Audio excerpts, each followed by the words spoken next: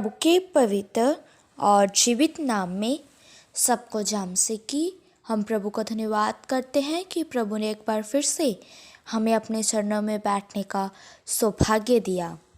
आइए आज के वचन मनन के लिए हम प्रभु के वचन में से एक वचन पढ़ेंगे। कुलसियों 1:10 वचन। इस वचन में इस प्रकार लिखा है, ताकि तुम्हारा चाल चलन प्रभु के योग्य हो और वह सब प्रकार से प्रसन्न हो और तुम में हर प्रकार के भले कामों का फल लगे और तुम परमेश्वर की पहचान में बढ़ते जाओ। हम इस वचन में देखते हैं कि प्रभु का दास प्रेरित पौलुस कुलसियुस की कलीसिया को पत्री लिखते वक्त बोल रहा है, तुम्हारा चाल चलन परमेश्वर के योग्य हो और परमेश्वर सब प्रकार से प्रसन्न हो और तुम परमेश्वर की पहचान में बढ़ते जाओ और तुम्हें हर एक प्रकार के भले कामों का फल लगे। इस वचन के अनुसार हमारा चाल चलन भी प्रभु के योग्य होना है, ताकि इस संसार में रहते हुए प्रभु हमारे चाल चलन से हर रीति से प्रसन्न हो। हम प्रभु के लोग हैं, हम उस महान परमेश्वर पर विश्वास रखने वाले उसके विश्वासी हैं। तो इसीलिए हमारा चाल चलन ऐसा चाल चलन होना है जिससे हम अपने प्रभु को प्रसन्न कर सके।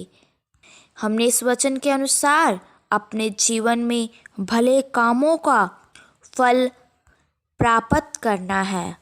हमने संसार में रहते हुए हर एक भला काम करना है।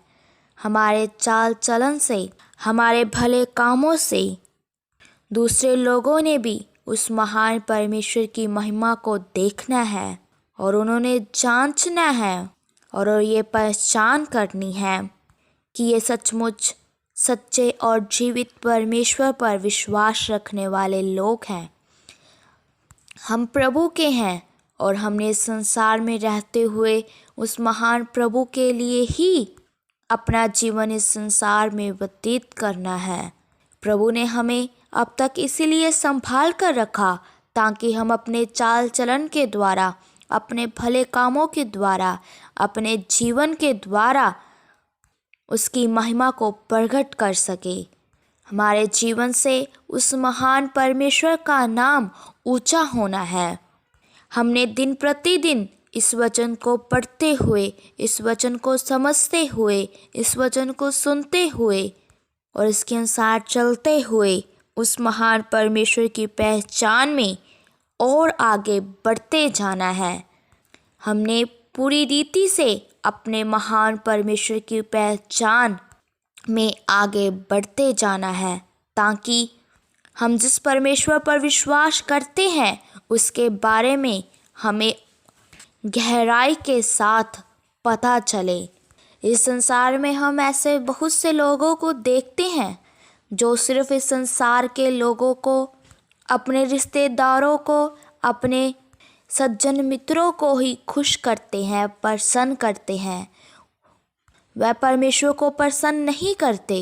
इस बात के कारण वह परमेश्वर को पीछे छोड़ देते हैं और इस संसार के लोगों को और इस शारीरिक लोगों को ज़्यादा महत्व देते हुए उन्हें हर एक बात में खुश रखते हैं। कई बार वे इस वचन के खिलाफ जाकर भी ये पाप करते हैं और उन लोगों के साथ मिल जाते हैं। इस कारण प्रभु हमसे प्रसन्न नहीं होता, वह हमसे दुखी होता है। अगर हम परमेश्वर पर विश्वास करते हुए भी संसार के लोगों के साथ मिलकर इस वचन के विरुद्ध जाते हैं तो प्रभु हमें कभी भी क्षमा नहीं करेगा। हमने इस वचन के अनुसार ही अपना जीवन इस संसार में व्यतीत करना है, ताकि हमारे द्वारा परमेश्वर के भले कामों को हम प्रकट कर सके।